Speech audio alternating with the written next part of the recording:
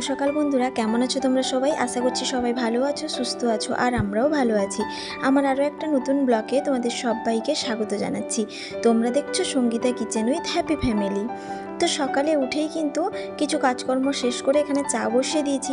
আর দেখতেই পেলে চাটা কিন্তু নতুন ইন্ডাকশানে করছি। কেন বলো তো? পুরনো ইন্ডাকশানটা প্রচুর পরিমাণে ডিস্টার্ব করছে। তো তার জন্যই তোমাদের দাদা ভাইয়ের হাতে সারাতে দিয়েছি আমার দাদার দোকানে, আমার বড়দার দোকানে। তো দাদা কিন্তু বলেছিল নতুন ইন্ডাকশানটা ব্যবহার করতে, কিন্তু আমি ভেবেছিলাম নতুন ঘরে গেলে কিন্তু এটা ব্যবহার করব, কিন্তু আর সেটা আর হলো না। পুরোনোটা যেটা ছিল, যেটাতে চা দুধ গরম করতাম, সেটা কিন্তু ডিস্টার্ব হয়ে গেছে, সেটা আবার সারাতে দিয়েছি। তো যাই হোক, যে কোনো একটা তো চালাতেই হবে। তো তার জন্যই কিন্তু নতুনটা আবার বের করে চা করলাম লোকেদের জন্য। মানে ওখানে রঙের কাজ হচ্ছে পাকার ঘরে। তো চা নিয়ে এলাম এখানে, আর সমু এখনও ওঠেনি, ভাবছি গিয়েই কিন্তু তাকে তুলবো। আর ওয়েদারটা দেখতেই পাচ্ছ, একেবারে মেঘলা ওয়েদার। তো বেশ খারাপও লাগছে, কারণ এখন কয়েকদিন পরে কিন্তু আমরা নতুন বাড়িতে আসব, আর এরই মধ্যে এত যদি বৃষ্টি হয় তাহলে কিন্তু খুব সমস্যা হবে। কারণ বাড়িতে যদি কোনো অনুষ্ঠান হয়, সেই অনুষ্ঠানের সময় যদি বৃষ্টি হয় তাহলে কিন্তু বেশ সমস্যায় পড়ে ঘর মালিক। তো যাই হোক, কিছু করার নেই, বৃষ্টি হলে আর কি করবে বলো, সেটা তো প্রাকৃতিক পরিবেশের ব্যাপার।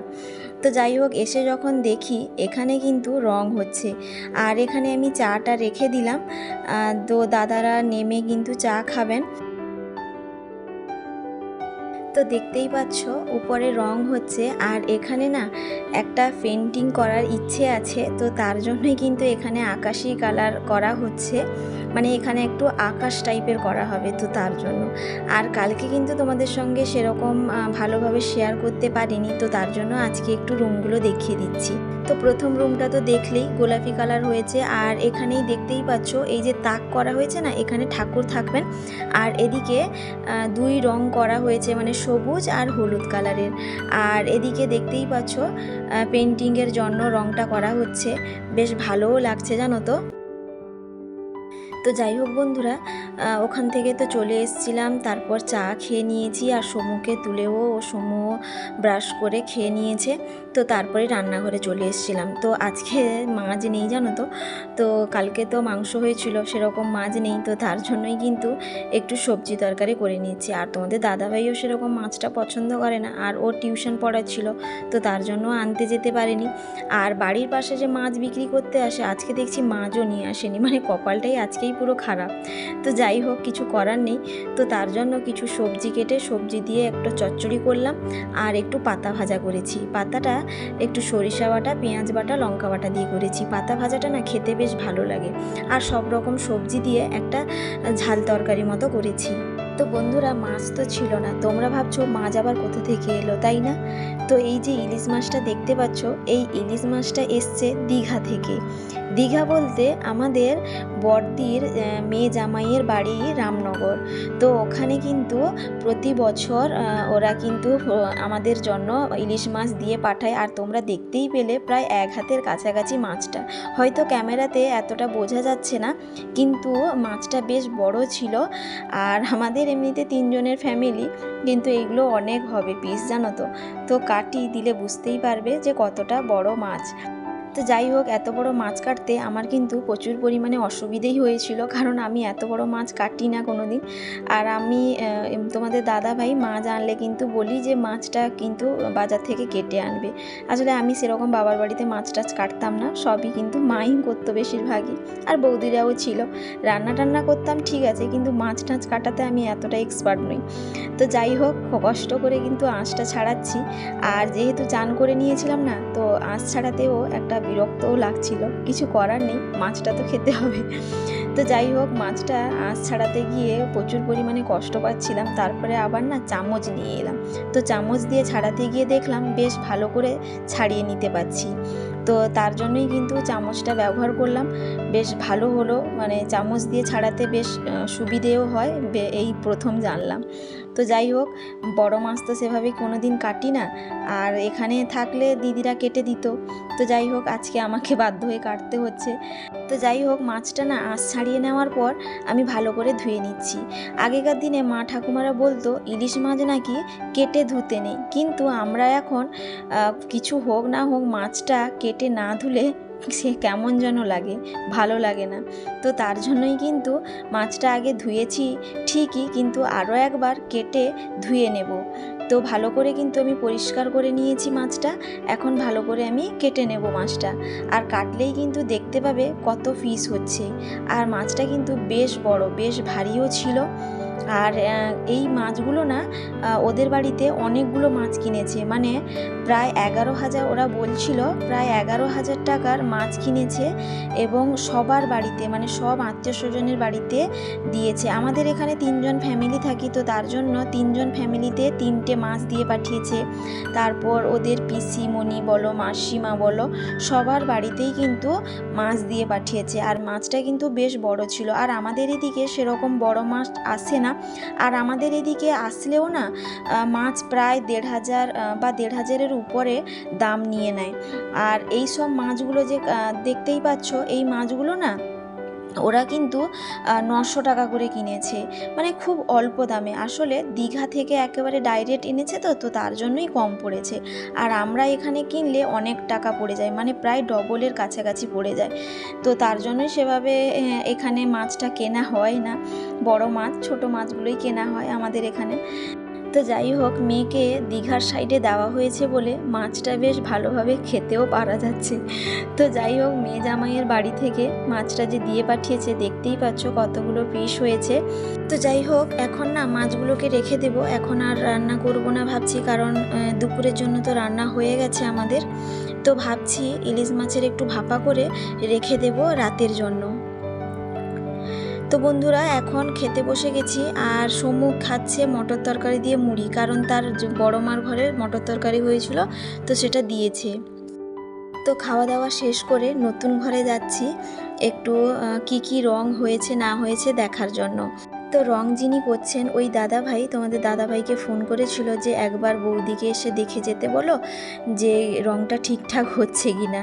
মানে এখানে জিপসাম বসছে, তো জিপসামের অনেকগুলো রং দেওয়ার থাকে, তো তার জন্য সব কম্বিনেশনগুলো ঠিকঠাক হচ্ছে কি না, কী ব্যাপার না হচ্ছে, তো সেগুলো একটু দেখার জন্য। তো কি রং দেবে না দেবে একটু জিজ্ঞেস করে নিচ্ছিল। জিপসামে অনেকগুলো কালার দিতে হয়, তো তার জন্য। তো যাই হোক, এসে যখন দেখি এত সুন্দর কালার হয়েছে, সেটা আর বলে বোঝানো যাবে না। মানে এতটা মিষ্টি লাগছিল কালারগুলো, মানে কম্বিনেশনগুলো বেশ ভালো লাগছিল। আর ওই যে জিপসামগুলো বসানো হয়েছে, আমি দাদাভাইকে বলছিলাম যে জিপসামের উপর আর কিছু কালার দেওয়া দরকার নেই, এমনি যে সাদা রংটাই আছে সেটাই বেশ ভালো লাগছে। আর এখানে চলছে ওই ওয়ার্ড্রপের কাজগুলো, টুকিটাকি কাজ যেগুলো বাকি আছে সেগুলো ফিনিশিং হচ্ছে। আর এটা হচ্ছে বাথরুমে আমরা নীল কালার রেখেছি, হালকা নীল কালার। আসলে আমাদের না ডিপ কালারটা একেবারেই পছন্দ নয়, তো তার জন্যই কিন্তু পুরো বাড়িটাই হালকা কালারই করা হচ্ছে।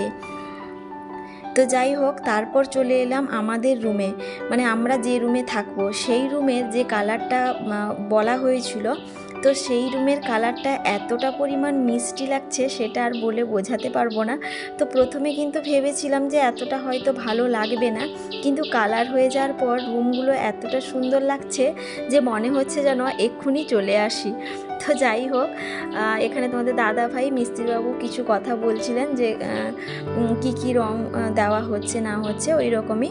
আর ওয়ার্ড্রপের কিছু কাজ হচ্ছিল, দেখতেই পেলে। আর এখানে দেখতেই পাচ্ছ কতটা সুন্দর লাগছে কালার হয়ে যাওয়ার পর। প্রথমে কিন্তু ভেবেছিলাম যে কালারগুলো যে পছন্দ করলাম যে ঠিকঠাক হবে কি না, কিন্তু কম্বিনেশনগুলো এতটা সুন্দর করে দাদাভাইরা করেছে, বেশ ভালো লাগছে। আমরা হয়তো রংটা পছন্দ করে দিয়েছিলাম ঠিকই, কিন্তু ওনারা কোন সাইডে কোন রং দিলে ভালো লাগবে, বা কোনটা হালকা রাখলে কোনটা ডিপ রাখলে ভালো লাগবে, সেগুলো কিন্তু দাদাভাইরাই কিন্তু চুজ করেছেন। তো বেশ ভালো লাগছিল, ওনারা কিন্তু বেশ ভালোভাবে রংটা করেছেন। তো যাই হোক বন্ধুরা, বাড়ি চলে এসেছিলাম। এখন ইলিশ মাছের একটু ভাপা করব। তো তার জন্যই কিন্তু এখানে সব মশলাপাতি নিয়ে নিয়েছি। এখানে সরিষা নিলাম, সাদা সরিষা, আর কাজু বাদাম নিয়েছি, আর চারমগজ নিলাম, আর কাঁচা লঙ্কা দুটো পেস্ট করব। বেশি দেব না, কারণ সমু খাবে তো, বেশি লঙ্কা হলে আবার ও খেতে পারবে না, তো তার জন্য। আর একটু হলুদ দিলাম, দিয়ে পেস্ট বানিয়ে নেব। আর ইলিশ মাছ বললে ইলিশ মাছের ভাপাটাই কিন্তু সবার প্রথমে সবার মাথায় আসে। তো যাই হোক, তবুও কিন্তু আমাদের ইলিশ মাছের টকটাই সব থেকে পছন্দের একটা জিনিস। কিন্তু যেহেতু আমরা রাত্রিবেলায় খাবো, তো তার জন্যই ইলিশ মাছের ভাপাটা বানাচ্ছি, টক আর করছি না। প্রথমে সব মশলাগুলো আমি আগে মিক্সিতে পেস্ট বানিয়ে নিয়েছি, তারপর জল দিয়ে ভালো করে মশলাটা আমি বেটে নিলাম। দেখতেই পেয়েছো এত মসৃণভাবে কিন্তু বেটে নিয়েছি। তো মাছগুলো প্রথমে কিন্তু আমি কেটে ধুয়ে ফ্রিজে ঢুকিয়ে রেখেছিলাম। এখন ফ্রিজ থেকে বের করে লবণ হলুদটা মাখিয়ে নিচ্ছি। আর ইলিশ মাছের ভাপা যে করব, যে কটা মাছ লাগবে সেই কটা মাছেরই ভাপা বানাবো, আর বাদবাকি মাছগুলো ফ্রিজে রেখে দেব, পরের দিন রান্না করব। তো ইলিশ মাছের ভাপাটা এইভাবেই করে থাকি প্রায় বলতে গেলে, মানে যখনই রান্না করি। আর এর থেকেও একটা অন্যভাবে করি, সেটা কড়াইতে বসিয়ে করি। আর আজকে ভাবলাম একটু টিফিনে বানাই। তো সব মশলাগুলো ভালো করে দিয়ে মাখিয়ে নিয়েছি, আর ওপর দিয়ে একটু বেশি করে কাঁচা সরিষার তেল দিয়ে দিলাম। আর ইলিশ মাছ মানে কিন্তু কাঁচা সরিষার তেলটা একটু বেশি পরিমাণে লাগবে। যেহেতু আমি ওই মাছের মধ্যে লবণ হলুদটা মাখিয়ে রেখেছিলাম, শুধু মশলাতে দেওয়া নেই, তো তার জন্যই কিন্তু অল্প করে লবণ দিলাম। আর ওপর দিয়ে একটু কাঁচা লঙ্কা দিয়ে দিলাম, মানে পেকে গেছে লঙ্কাগুলো যদিও। তো যাই হোক, ভালো করে আমি মাখিয়ে নিয়েছি। এরপর কিন্তু আমি টিফিন বক্সটা লাগিয়ে আমি ভাপা বসাবো। তো কড়াইতে আমি পরিমাণ মতো জল দিয়েছি, তারপর টিফিন বক্সটা বসিয়ে ওপরে না একটু নোড়া দিয়ে দিলাম, না হলে টিফিন বক্সটা পড়ে যেতে পারে। তো তারপর ঢাকা চাপা দিয়ে দিয়েছি। আর এইটা আমি ভাপে বসাবো 20 থেকে 25 মিনিট মতো। তো তারপর যে মাছগুলো বেশি ছিল সেগুলো একটু ফ্রিজে রেখে দিচ্ছি। তো বন্ধুরা, 25 মিনিট পর ফিরে এলাম। তো জলটা দেখতেই পাচ্ছ অনেকটা পরিমাণ কিন্তু কমেও এসছে। তো এখন টিফিন বক্সটা তুলে দেখবো যে ভাপাটা ঠিকঠাক হয়েছে কিনা। তো দেখতেই পাচ্ছ ভাপাটা একেবারে সুন্দর হয়েছে, আর যে একেবারে থকথকে হয়ে গেছে। দেখতেই পাচ্ছ কতটা পরিমাণ সুন্দর হয়েছে। আর মাছটাও দেখছি বেশ সেদ্ধ হয়েছে, নরম মাছ তো এমনিতে, আর তেলটাও বেশ উপর দিয়ে বেরিয়েছে ভালো, আর সেন্টটাও কিন্তু দারুণ বেরিয়েছে। তো যাই হোক, তোমরা তো আর সেন্ট আর বুঝতে পারবে না। তো যাই হোক, এখন এক পিস বের করে সমুকে খাওয়াবো, আর এগুলো রেখে দেবো রাতের জন্য। তো তারপর না নতুন ঘরে এসেছিলাম যে কীরকম কালার হয়েছে দেখার জন্য। তো বাথরুমটা দেখলাম বেশ সুন্দর কালার হয়ে গেছে, আর এদিকের কিন্তু কালার হয়নি। আর এদিকে সামনেরটা পুরোটা কালার হয়ে গেছে। দেখতেই পাচ্ছ ভীষণ পরিমাণে সুন্দর লাগছে, এতটা মিষ্টি কালার লাগছে সে আর বলে বোঝাতে পারবো না। আর এই যে রুমটা দেখতে পাচ্ছ, এই রুমটা হচ্ছে আমরাই থাকবো। তো খুব একেবারে হালকা মিষ্টি কালারই করা হয়েছে, তো বেশ ভালোও লাগছিল। আর এটা হচ্ছে ঠাকুরঘর, আগেও দেখিয়েছি, আরও একবার পুরো রুমগুলো ঘুরে তোমাদের সঙ্গে শেয়ার করে নিচ্ছি। আর ওই যে বিটগুলো দেখতে পাচ্ছ, মানে বিমগুলো, ওইগুলো একটু ডিপ কালার করা হচ্ছে। আসলে দাদারা বলেছিল যে বিমগুলো একটু ডিপ কালার করলে এমনি প্লেন রঙগুলো কিন্তু একটু বেশি ফোটে, মানে বেশ ভালো লাগে। তো যাই হোক বন্ধুরা, এখন হচ্ছে রাত্রিবেলায়। আমি তো ডিউটিতে চলে গেছিলাম, বাড়ি এসে কিন্তু ভাত করলাম আর একটু আলু মাখা করছি। আর ইলিশ মাছের ভাপাটা কিন্তু এমনি গ্যাসে গরম করে নিয়েছি। তখন তো ভাপা করেছিলাম যেরকম ভাপা হয়, এখন একটু টিফিনটা গ্যাসের ওপর বসিয়ে গরম করে নিয়ে এলাম। তো যাই হোক, এখন খাওয়া দাওয়া হবে রাত্রিবেলায়। তো দেখা যাক ইলিশ মাছের ভাপাটা কেমন হয়েছে, তোমাদের দাদাভাইকে টেস্ট করাবো। দুপুরে যদিও আমি একটু খেয়েছিলাম, সমু একটু খেয়েছিল। তো যাই হোক বন্ধুরা, প্রতিদিনের মতো আবারও বলছি, আমার আজকের এই ব্লগটা কেমন লাগছে অবশ্যই কমেন্ট করে জানাবে। যদি কোথাও ভালো লেগে থাকে একটা লাইক দিতে ভুলো না। আর যারা এখনও সাবস্ক্রাইব করোনি, প্লিজ একটা সাবস্ক্রাইব করার অনুরোধ রইল। আর যারা অলরেডি সাবস্ক্রাইব করে দিয়েছো তাদেরকে অসংখ্য অসংখ্য ধন্যবাদ। তো সবাই ভালো থাকবে, সুস্থ থাকবে, আবারও দেখা হবে।